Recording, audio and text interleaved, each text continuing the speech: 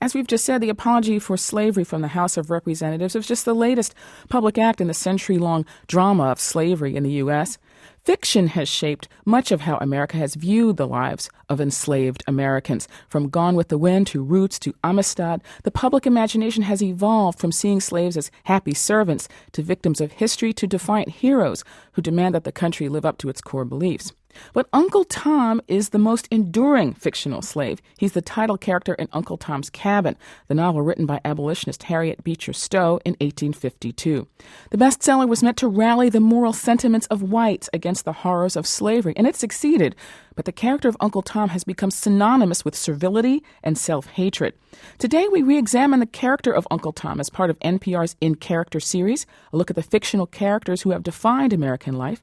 With us to help unravel the story of Uncle Tom is Patricia Turner, folklorist and professor of African American Studies at the University of California at Davis. Welcome. I'm glad to be here. Professor Turner, it's my understanding that Uncle Tom was based on a real slave in Maryland named Josiah Henson. Can you tell us a little bit more about him, and how did Harriet Beecher Stowe know about him? Harriet Beecher Stowe was very offended by the passage of the Fugitive Slave Bill in 1850 that required Northerners who were protecting blacks on the Underground Railroad. It required them to return them to the South and to slavery. And she decided to write a book to combat that influence. To do her research, she looked into slave narratives, which were accounts of very real slaves who had escaped along the Underground Railroad into freedom, one of whom was Josiah Henson. She used a variety of these texts to put together the characters in Uncle Tom's Cabin. As I mentioned, the book became a bestseller. How big of a bestseller was it back in the day? It outsold the Bible when it was published. They had to keep the printing presses open 24 hours a day. It's commonly called the first bestseller because there had been nothing like this in popular literature prior to Uncle Tom's Cabin.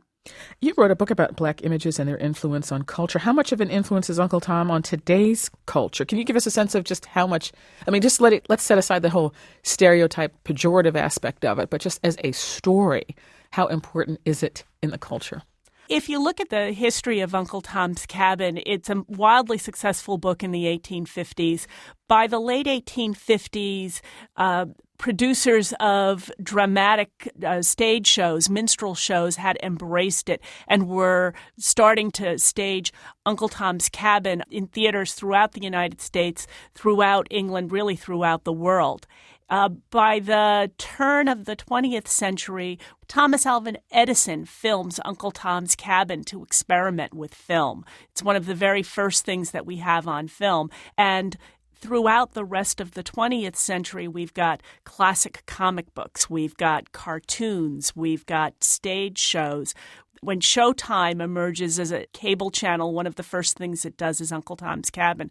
So it's had an enormous impact for the past, 120 years. Do you remember when you first read Uncle Tom's Cabin?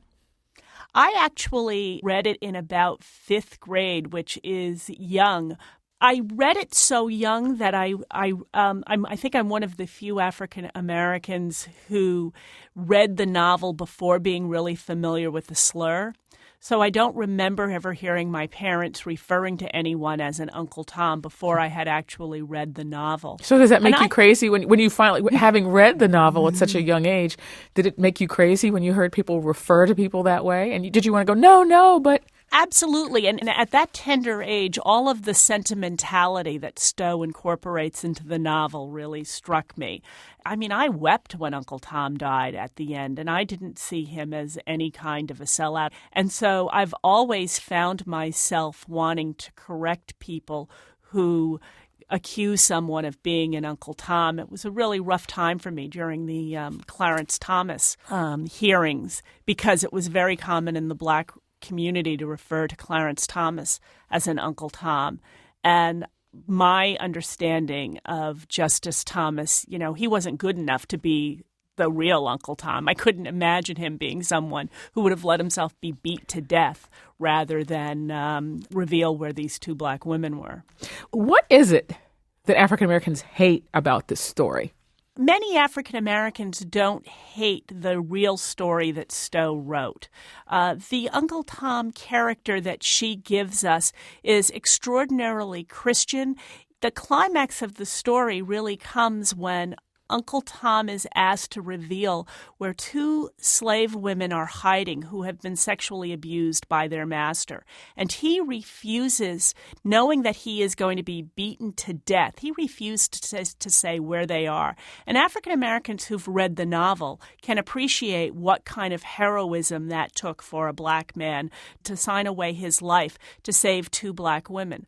Unfortunately, the stage depictions don't include that part of the story. They grossly distort Uncle Tom into an older man than he is in the novel, a man whose English is poor, a man who will do quite the opposite, who will sell out any black man if it will curry the favor of a white employer, a white master, a white mistress. It's that distorted character that is so objectionable to African Americans. How did that happen? It is quite remarkable that this is a book which was intended to, and in many ways succeeded in revealing to people who were not aware or chose not to pay attention to the horrors of slavery. I mean, the unimaginable brutality, the exploitation of women, the physical violence, all of that. It was meant to reveal this. And somehow or another, this character who is meant to be very brave and an example of,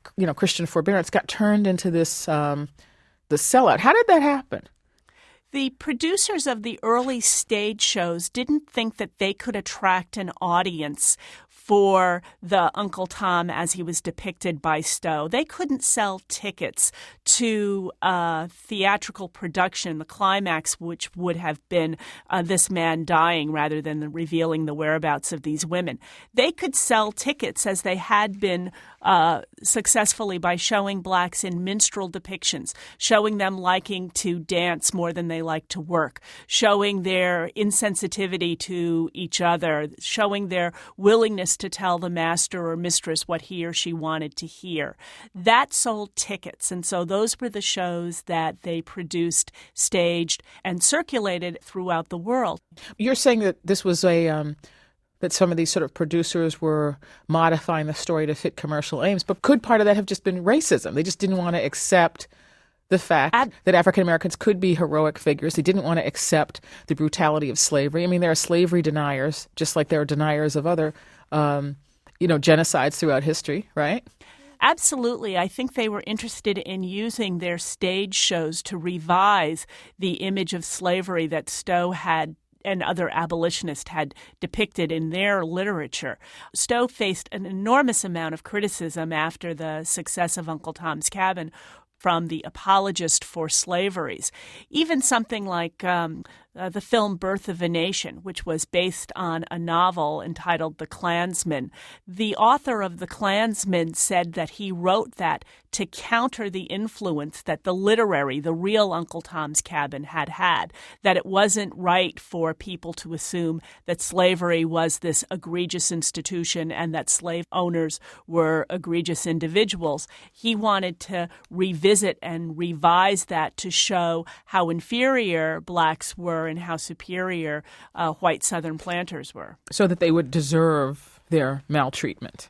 Exactly. But what about the real literary Uncle Tom? Is there any possibility of Uncle Tom's being redeemed to his original purpose? Does that ever happen? Do literary figures ever get restored to their original meaning, even if they've become something else in popular culture?